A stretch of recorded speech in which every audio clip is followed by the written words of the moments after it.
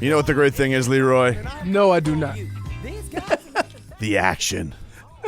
The action is the great thing. The funniest thing about that is we just had to relive the last 3 seconds because neither one of us hit our own button. No, my microphone was on and the levels were down. Oh, okay. Full disclosure. Not to throw Robbie under the bus, but we're all getting used to this new stuff here. What can I say? Yeah.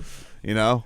Oh, dude. Hey. Wait, can I ask you a question? Last night is the night I live for, Leroy. I don't care. Listen, let me just get this out here right off the bat, okay? Go.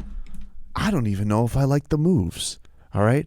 You just like that action. I don't even know if I want Andre Iguodala. And quite frankly, after I listened to his interview with the Undefeated, don't even know how much he wants to play basketball because he seemed more excited about playing golf with Ray Allen than he did playing basketball with Jimmy Butler. But I'll tell you one thing.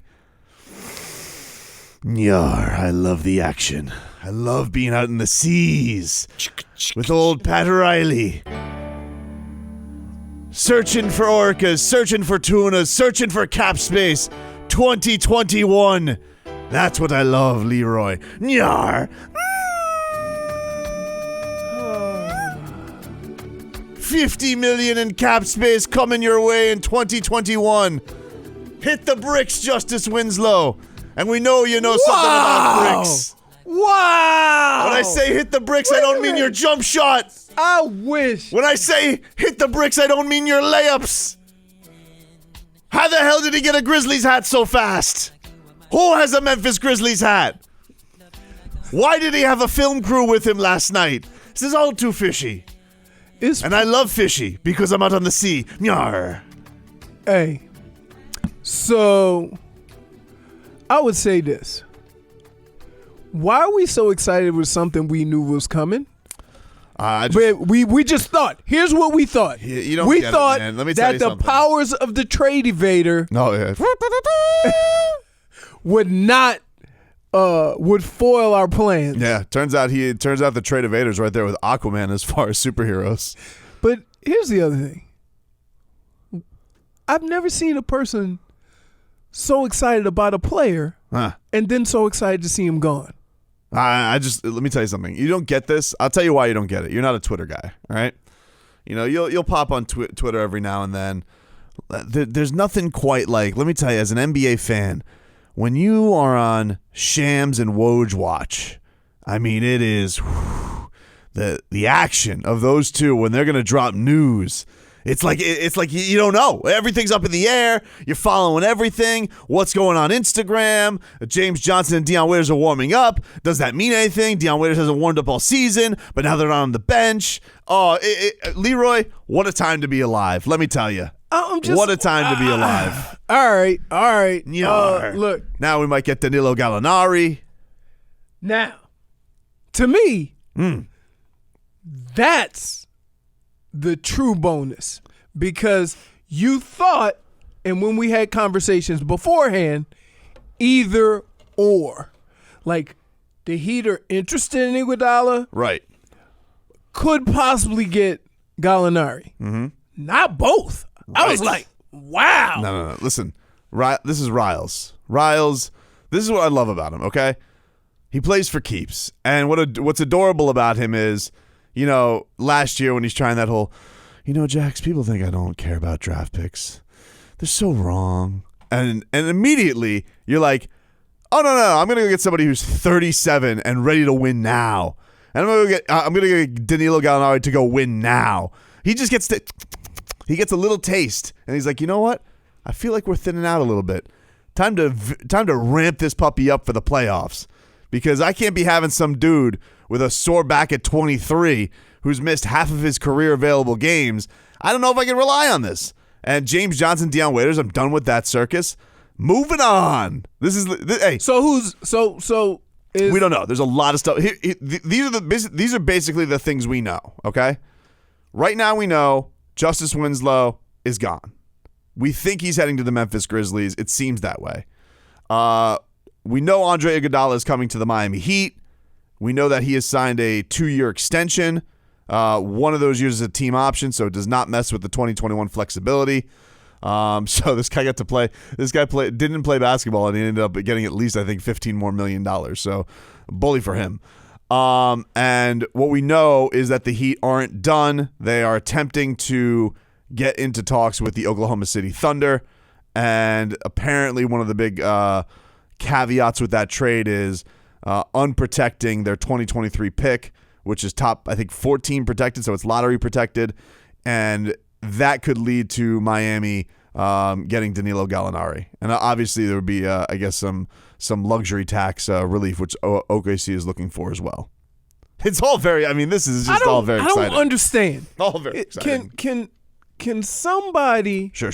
please explain to me how all these players get signed every year, only to 6 months later, everybody trying to get out of those contracts. I don't know. I'm telling you, I think a lot of GMs and owners act like I do, where they don't even care about the names. They just like being in on the action. And I think that's what ends up going down. Do you remember the drunk summer of 16? Oh, we were so drunk. So drunk. I mean, Moskov. We were drunk for a couple summers, quite frankly. We were on a bender. Let's get the headlines. This is WAXYAM South Miami and WSFS-FM HD2 Miramar, a radio.com sports station. So although nothing is finalized, that the Heat do have a deal agreed upon with the Memphis Grizzlies to get Andre Iguodala, and the Heat have agreed upon to trade Justice Winslow to Memphis. Now they're still trying to find another team, maybe Oklahoma City with Danilo Gallinari. Maybe the Heat can unprotect that. Which, by the way, if you're going to get Greek Freak, you're not going to be too concerned about that 2023 first-round pick with the protections on it. You're not going to be picking late anyways. Dude, how old is Riley going to be in 2023? Is he going to be 80? Yeah, bro. He is. All right, so he's what? He's 75 now, or he's turning 75 this year? Dude, he's going to be 78 years old. He doesn't give a rat's ass about 2023, nor should he. And maybe he's going to be like Kirk Douglas and go to 103. Maybe. Rest in peace. Yeah. I'm so excited, Leroy. Leroy, I love. Can I ask you a question? I love the trades. The one thing that I like about the Iggy trade is this. You have another guy that plays defense like Jimmy. Yup. Which means that, and this is normally how it works, when you have a two-way player, anytime he has to deal with an offensive player on the other side, it kind of slows him up on when he's playing offense. And now they can kind of switch that up and go back and forth, and it'll probably help Jimmy on the offensive end. Yeah, 100%. Takes pressure off of him, and the problem is this, and I like Justice Winslow, but I was never in with what everybody was saying about him, and it's not now because he's gone. I'm just like, well, all right, you're telling me all these things that he is, and I'm like, I was in love with the theory of Justice Winslow, but he wasn't but you never he wasn't available enough, and quite frankly, on its surface, trading a 23-year-old first-round pick who was a good player for you for a guy who's going to be 38 by the end of this deal, it's not great on its face, to be honest with you, because it feels like you're doing this. Now, I'm sure in this move, salary's getting shed for the Heat too. Who are they? So I'm guessing the Gummy Twins are going to be. But that's my question. I don't know yet, though. We don't know. We're all sitting here, and the Heat are making two moves, right? That they're going to come in and replace, or there's two guys sitting on the bench that we're like, these guys kind of do exactly what. Yeah, but not really though. Like JJ Iguodala with his defense and his ability to shoot the three. Yeah, I'm talking about in a perfect world. This is This is what you thought he would be, and in fact, when he played, that's what he would do. He's probably a better offensive player than Andre Iguodala. I just think that. Okay, I believe JJ is. So, and then Philly Cheese. Man, Philly Cheese. Philly Cheese. like you never know what you're gonna get. You can get a house built, or you can get. No, you might have the most sensational 6 minutes of your life. Right. Yeah. Right. So I think they're just. It's kind of like with, Hassan. Like, look, man, we can look at the numbers and feel good about having a guy with those numbers on your team, but the other stuff, right? And that's it's not even the other stuff, but like, look, on its surface with these guys, they were nice players who, were a tiebreaker away from making the playoffs or nice pieces on a playoff team. Pat Riley is getting the itch that he's like, dude, I think we could do something with this team. I'm seeing, like, watching Bam last night, watching how this guy's getting better by the night, watching what Jimmy Butler is. No, please, God, please, I beg of you, please have that shoulder be healthy, please. Okay. What shoulder? He got his shoulder dinged up last night. Okay, but question. Now more than ever, I feel like they need a big man. Mm-hmm. Like, it just, every time I get over it, they play a game, and I'm like, ugh. Oh yeah, the pain just keeps coming back. Pain was free last night, but I tell you, it really didn't matter because I think they took a record. They made 24 threes. Dude, last night you're not. It was you're not beat. I don't care who it is. You couldn't win that. That's not good. It could be the worst. But no. They shot Robbie. It was a record attempt for the Clippers. Robbie, 54 attempts. Robbie, think about this. Shaman with 6 threes again. He's a heat killer. I'm so sick of Shaman. Get out of my face, sir. Let's think of it this way, okay? The way the NBA is played, and the way teams are chucking up threes, if they get hot, there's nothing you can do. If somebody shoots 54 three-pointers, that's not good. Robbie, no, you can't stop somebody from shooting a three. Yeah, make them drive to the basket. Take it two. Oh my goodness. Robbie, no, and then Leonard shoots over everybody. I got this. Okay. And then you know what happens?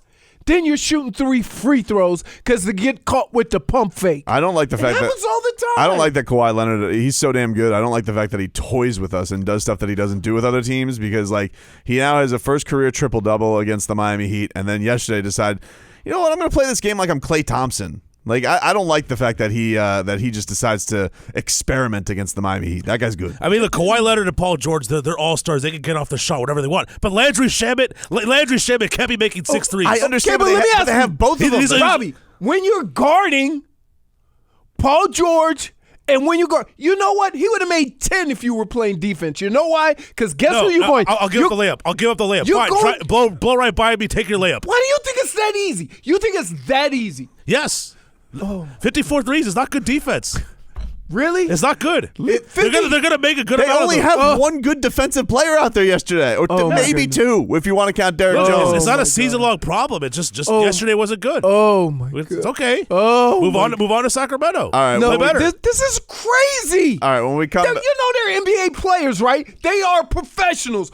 All-stars. And one of the things about all-stars is they can get whatever shot they want. Landry Shamet, I was watching the end of this game right here. You're guarding the other two guys. If I have a choice, am I going to guard Paul George, okay, and the Finals MVP, or am I going to guard the third guy who we don't even know? I'd rather let Paul George beat me for a 2-point shot as opposed to leaving Landry Shamet wide open for a 3-point shot. Math, science. Oh, yeah, but it's 2020. I don't like it either. I understand, but also Kawhi Leonard, who they said like 27% of his shots come from the three. Yesterday, that's all he was shooting, and he was hitting. No, all again, of them. he doesn't take 4 of 10. Wait, at the end, he doesn't here. He doesn't take all of this into account, like going into a game preparing for. Because guess what? If a guy's shooting 27%. In most cases, you're not going to give him a free lane to the basket. You're going to sit back off of him just a little bit, right? Then he makes a bunch of threes. Now what? It's professional basketball. You can't do anything if somebody gets hot. Nevertheless, still not a true loss to any Los Angeles team this year because Jimmy Butler didn't finish either game, and the refs screwed us against the Lakers. I got this one with the true loss. This one with a team that shoots 54 threes is bad defense. That's horrendous defense. It's not. In today's NBA, that's horrendous defense. In the 90s, that's great defense because they would have only made 10. By the way, I don't even know what have attempted. Have you ever heard the phrase better offense against good defense? Like sometimes guys I've heard make shots. Best defense is a good offense. No, that's when you're playing offense. you can slow down them. When we come back, 15 minutes of heat. Justice Winslow has been dealt. We're going to roll this into 30 minutes Oh, of heat. dude, we got a lot of heat to get to today. I don't know what to tell you. Fine. I don't know what to tell you, but we got other stuff to get to, too. Ed Reed spoke yesterday. I think I'm going to chop Robbie in the neck through the window. You want me to do a defensive demonstration during the break? No! Maybe. No, because then they would have shot 60. We'll get a defensive. No, just 60% from inside the paint. We'll That's throw that fine. on the gram. We'll throw that on the gram. We'll get a Fine. defensive demonstration from Robbie. We're back after this. Nyar. We out here on these seas with a bunch of scurvy trying to get it off our roster. Clear it out. Clear the decks. Clear the salary cap decks. Go out there looking for Arcas and get yourself looking for that treasure in June. Yar. A fantastic day by Captain Pat. Coming out swinging. Everybody thought, oh, you're going to just sit here and stand pat. Pat Riley doesn't stand pat. Stupid saying. Should be called something else. Should be called standing Knicks. Something like that, because they make no moves. Pat Riley's in the game. Well, the Knicks make move, but just not on the basketball Just court. terrible ones. Just terrible ones. Just So- firing presidents. The Heat lost yesterday. They lost to the Clippers. They didn't have Jimmy Butler down the stretch. It was a nice game by Bam and Derrick Jones Jr., but crazy shooting day from the Clippers. If you guys want to see Robbie the Degenerate's his demonstration of the 3-point defense that the Heat are lacking, go to my Instagram page at Brendan_Tobin. You guys can go check it on the story there. It's quite a peach. He left Leroy running down the hallway in frustration. Look, if you hear Spo talk about it, and I'm gonna guess what Spo said, because I don't know, and I'm gonna say, hey, you know what? If we're giving up contested 3-pointers, I can deal with that. They got hot, and that's all you can ask for. But as Robbie's talking about, when you extend the zone, right? What has been killing the Heat? They've been extending that zone, and they've been getting destroyed in the paint.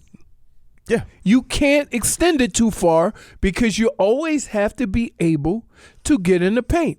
And that's basically what the zone is intended to do, to pass it around the outside and dare them to shoot the three. Well, guess what?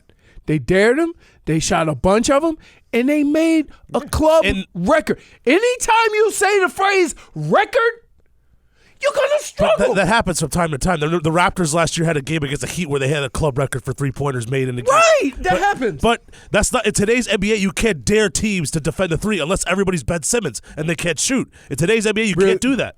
Go look at what guys are shooting and go, you know what? I'll take my chance. We'll get back into last night's game in a second, but I want to focus on the trades because that is They haven't happened yet. Well, no, Justice Winslow's gone. Justice Winslow's already put out a documentary. He put out a documentary on Instagram. He put a documentary I'm like, bro, what is this? Justice already has like the black and white footage. He's like going through the Heat facility. He's got the ominous look out into the arena. You know, all that stuff. Like he was like, I am out. Somehow he had a Grizzlies hat already. I don't know how that happened. But his time has come. Like, and this is one of the. I don't want to say he's a polarizing figure with the Miami Heat. I think certainly some people were done with him, but I do think that he is one of the most. He's one of those guys where like it felt like people were either all or nothing with him. You either thought that he sucked or you defended him till your last breath. I like Justice Winslow. You flip flopped. So that's not true. I definitely flip flopped from the standpoint of his offensive game impressed me. Like I thought that he did a lot of work to get it, but one of the things that is always interesting about him. He's an interesting cat. Like he's very introspective. I remember one of the first interviews that we had with Justice Winslow where he was like, we were talking about, oh, what do you think about this Heat culture? He goes, I don't have Heat culture. I have Winslow culture. I was like, right. Okay then. Right. Okay. He's been a guy who's talked about he doesn't have role models as a basketball player. Then all of a sudden, like when Dwayne Wade left, it felt like he was out with his sensei. And then when Dwayne Wade came back, he was all of a sudden good again. He's missed a lot of time. He's missed a lot of time over his young career. Which is probably more of the reason why people have gotten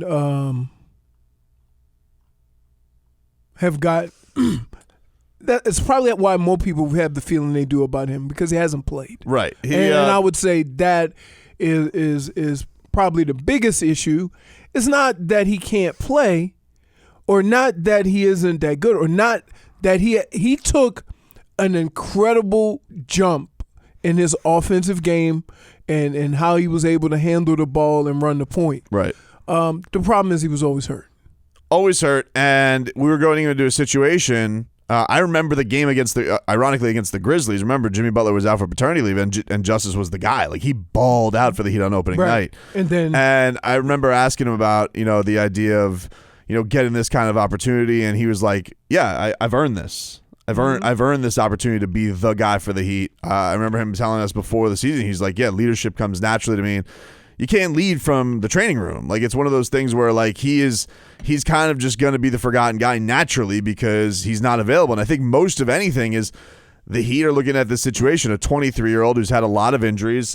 This is from Body Mark. He's missed 136 games since 2015-16. That's a lot of action. That's a whole season for a 23-year-old.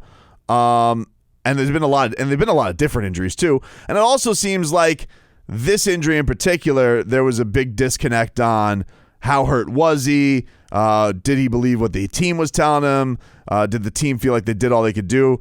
Obviously they obviously didn't feel fantastic about him swimming with a dolphin while he was. It was a Heat thing, though. Don't swim with a dolphin with a bad back. Yeah. Don't go on a sea mammal when you can't get on the court. Most impressive thing. Forget the documentary. Where did he get that hat from? I don't know. What did he go to Lids? Is there a Lids at Bayside? You couldn't pull up a Jacksonville hat that fast. No way. And you're a fan. It also looked like a rat-ass Grizzlies hat. So, Did somebody just have it? Does he have a friend who's a Grizzlies fan? I don't understand it. But I think ultimately, look, we're doing two things here. One, the Heat are definitely opening up the books for 2021, which what I think all these things fall through. This is going to do that. But I think the other thing that we have to realize is they want people who can help now. And I don't think they thought Justice Winslow was going to help now. I think we looked at the Justice Winslow Jimmy Butler fit from the get-go. We were talking about that's kind of a goofy fit, right? Like two guys who really need the ball in their hands. Mm-hmm. Neither one of them is a fantastic shooter. Jimmy Butler's turned into a poor shooter this year. And so you're in a situation where the space, you don't want to get into a Philadelphia situation where you have guys on this team who you have a lot invested in, but they're not a fantastic fit. Like Jimmy and Bam, they're a fantastic fit. I mean, because of just the way they both can facilitate from different points of the floor. Right. And so that's not clunky. Bam doesn't need the ball to start an offensive possession. Now he can, but he doesn't need it. I wish one of those two guys was a better 3-point shooter. Yeah. And that would change the dynamic 100%. of this team so much. Because you know what it would look like, believe it or not? Look like a taller Goran. Because Goran can shoot the three. Mm-hmm. And he'll, if you go under the screen, he's going to take the shot. I don't think Jimmy or Bam are like that, even though they facilitate offense. And if they can get to that point, or just Jimmy could get more consistent with it. Yeah. Right? Bam still is working on it. The interesting thing is going to be, all right, so you have a guy with Justice Winslow where they don't know, they don't agree maybe with how hurt he was. They don't know if the role's fantastic. He is missing a lot of time, and you feel like you actually have a chance to win. Like, you feel like you're going into this and you feel like you have a chance to win. Now, believe whatever you want. Like, if you think Danilo Gallinari and Andre Iguodala are enough to get the Heat past the Bucks, Riley plays for keeps. And Riley's got a taste, and he thinks that, you know what, with how good we are at home, with how good we shoot, if we could just add a couple of little sprinkles here, I'm ready to do it. And they had, and this has been a Heat team that has just had too many dead spots on their roster. So if you could turn dead spots into guys who can actually do something, don't get wise ass with me. You know what I'm talking about. No. I already see the look on your face. Don't do it. Don't do it. Talking about? Don't do it. Are you sitting? What? One guy's making the minimum, Leroy. They're not making $15 million a piece. $15 million is the new minimum. No, it's not. Don't be ridiculous. Okay. Now you sound. Now you got your silly pants on. Silly pants. You got your silly pants on. You cannot have a conversation about dead weight with El Capitan sitting on the end of the bench. -1. That's not a -1. It is a -1. No, it's not. It is a -1. Congratulations. -1. So here's what I would say. You need a guy who is maybe a little bit better defensively that can shoot the three. I wish the Heat could find Igoudala's fallen off. right. He's on hard times, Dad. Right. I wish. Well, maybe Gallinari. How is he defensively? Well, yeah. he got a ball bounce between his legs last night. But here's the question: like, you have that guy in Duncan Robinson. From a stretch standpoint, Yeah. yeah, but they play different positions. Like Okay. Duncan is your 2. Like Duncan's essentially your 2, and Gallinari is going to probably be your 4. Okay. Although all these position things are stupid anyway. Right. It's all goofy. But And he's a sniper. The problem is, right? You have all these stretch players, but you need to have a guy that can knock it down up top. And I think that's the thing they're looking for. I like Tyler can do it. Dunn can do it. Or Nunn can do it. Goran can do it. But we need somebody that's in that group with Bam and I guess Kendrick Nunn will be the guy.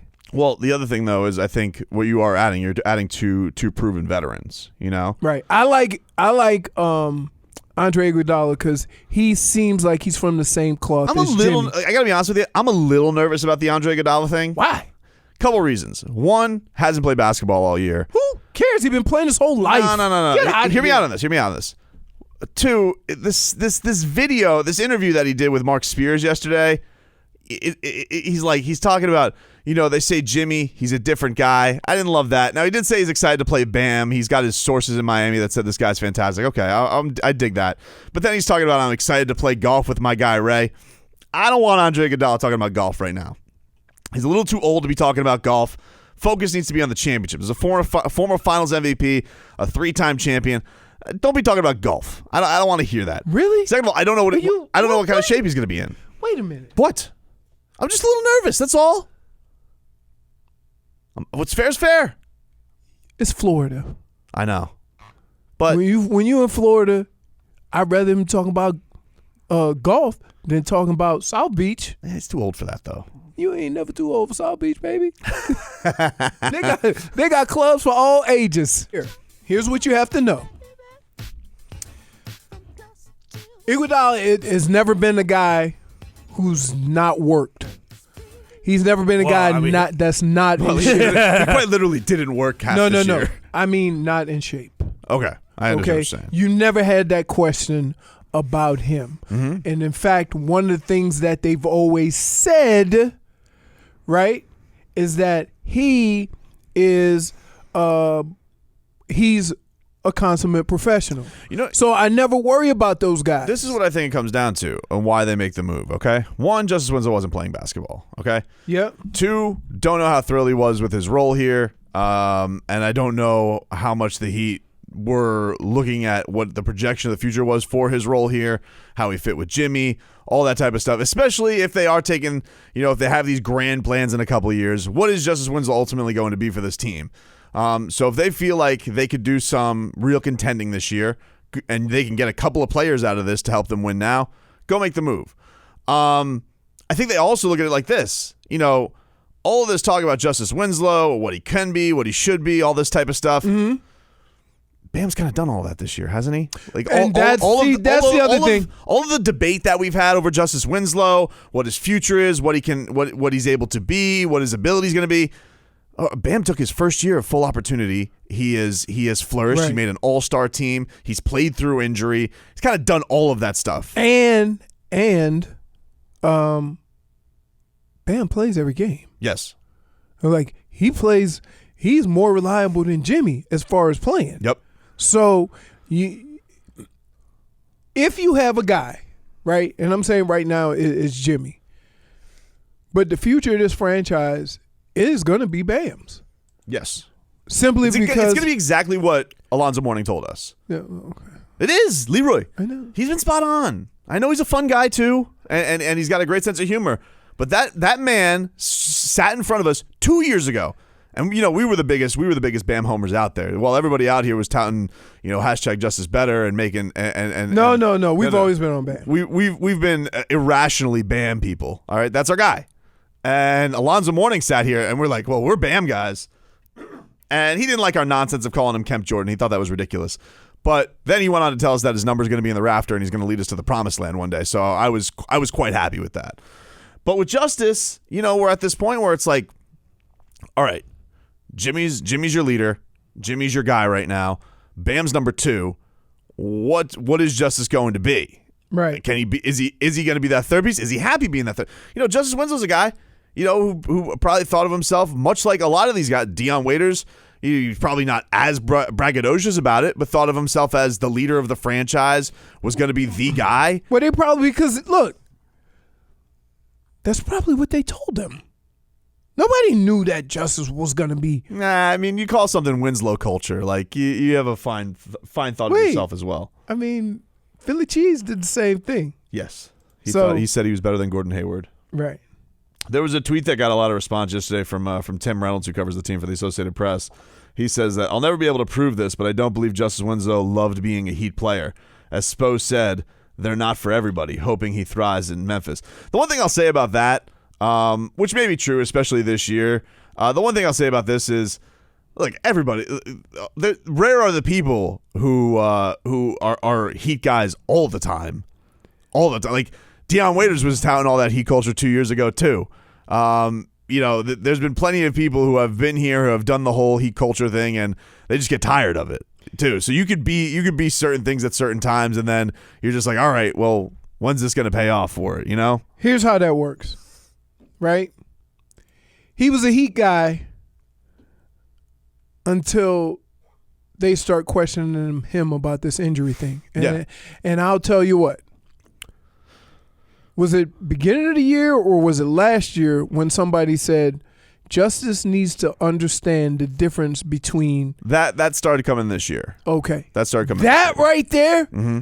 that you're actually questioning the man's manhood, toughness. Mm-hmm.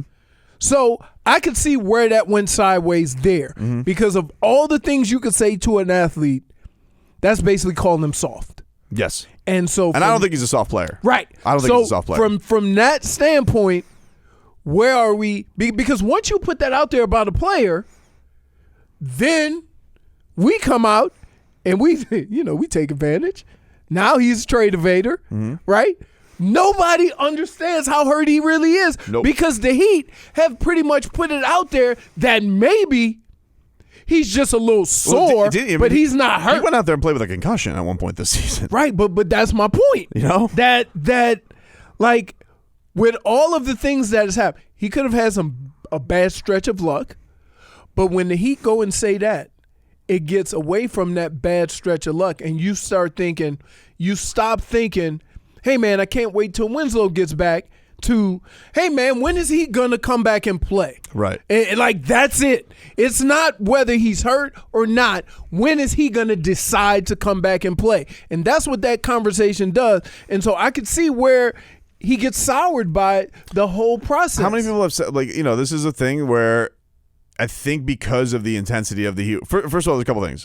It's a very intense organization. Oh yeah. But you also have a guy who runs the organization. He's a no bull bleep guy. Right. And I think because of that, Riley is very fleeting with, what guy, because you're supposed to be in all the time. Mm-hmm. What does he call it? There's an ought, there's a sot, and there's a not. You're either an all the time guy, a some of the time guy, or a none of the time guy.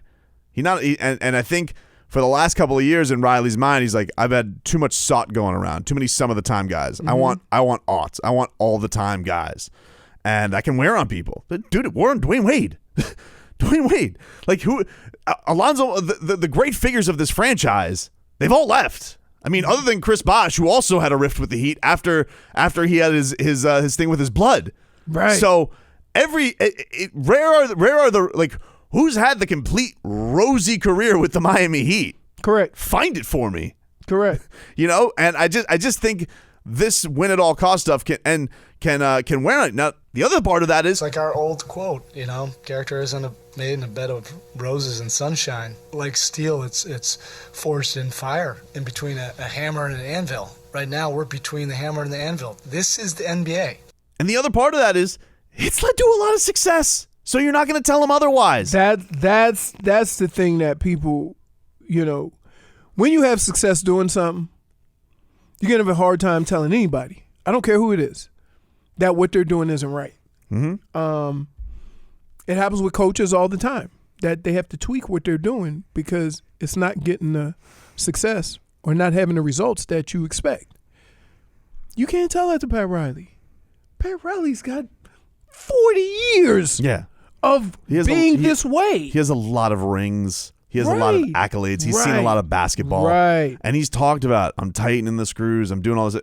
The wishy-washy, they're not doing it anymore. And I'm not even trying to say that Justice Winslow wasn't about the culture anymore or anything like that.